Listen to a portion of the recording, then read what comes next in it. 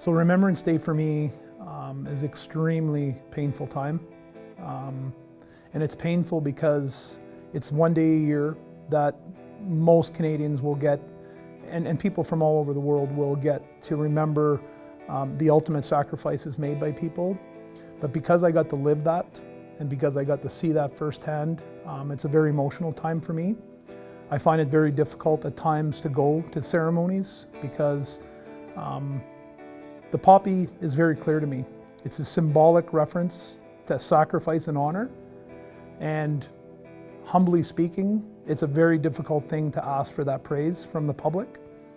Knowing that you've done your time, you've served your country well, and I went on to serve my community as well. And there's without a doubt, looking back at my history and having served in the military and gone on to university and then having served honorably with the Calgary Police Service, I can tell you, and I'm very comfortable telling you, that I was diagnosed with PTSD in 2016. The wheels fell off the bus because I was been well put together for many years of my life. I was high functioning and I knew that, but I was torn apart inside and in my head. And it was for the things that I saw both on the military side and also on the police side. I saw things that I hope people will never have to experience ever. The poppy is extremely important to me for my kids, that they understand that we will never forget the sacrifices made, not just by their own dad, but by people that have paved the way for this country. My girls they know I'm very passionate about it. They know it's a very difficult time for me. My wife does as well. Having been through what I've been through and experienced, having the support of my family behind me has been instrumental in the person I've become today. But Remembrance Day is, again, a solemn time that we all come together to remember, but I live that every day in my life.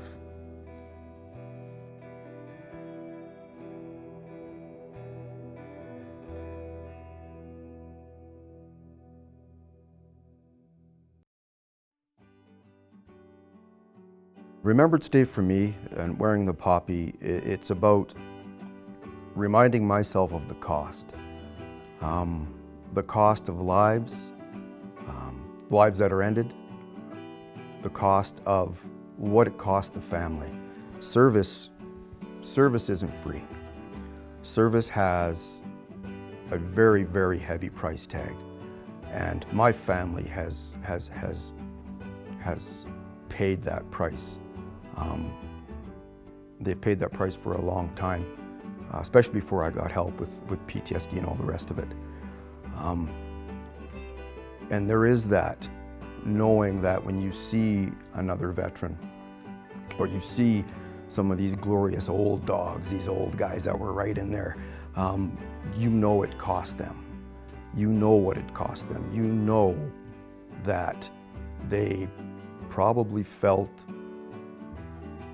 what you felt, or have probably dealt with, or are dealing with, or have struggled with what you're going through. So there is that bond there. And I find that especially in the Airborne Regiment, we would see each other at our absolute lowest. The training was extremely difficult.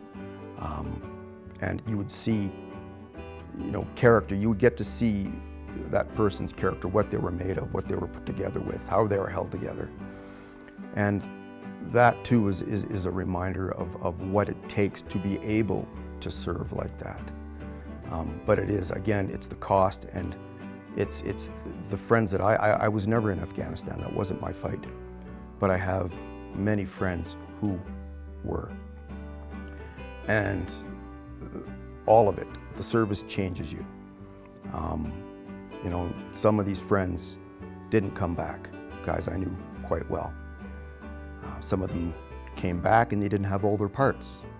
A friend of mine had his legs blown off in a mine strike in Yugoslavia. So when you go and serve, remember this, guys, when you go and serve, when these men and women come back, they've left something there. It's cost them something.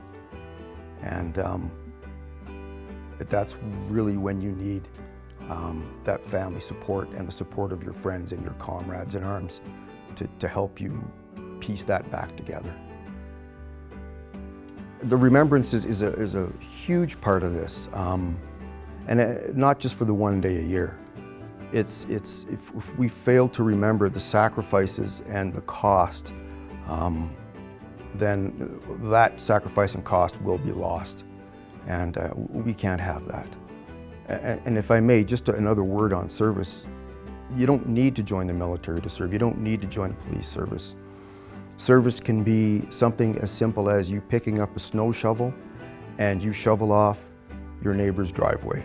Or you can be at service at home. Your service can start locally and very close to your life. You don't need to travel and do all these other things to serve.